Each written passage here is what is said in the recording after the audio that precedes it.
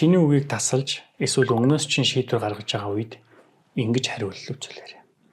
Чимэг өнгөрөх хэрэггүй. Нөгөө хүнийхээ уур, дарамтыг нь дуурайж бас сөрөх шаардлага байхгүй. Тийм авир таныг өөртөө итгэлгүй харагдуулдаг. Тэгэхээр ингэж зогсооч үз.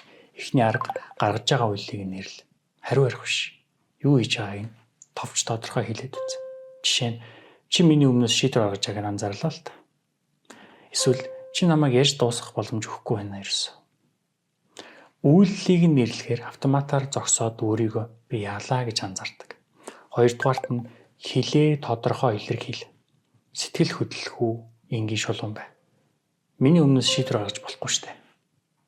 Эсвэл би санаагаа дуусгая. Дараа нь чи хариулж болно. Илүү тайлбар, уур, хамгаалт хэрэггүй. Гуравдугаарт нь үр дагаврын үгээр биш үйлдэлээр нь харуул. Сүрдүүлэх хэрэг байхгүй. Харин зан төлөв өөрчил.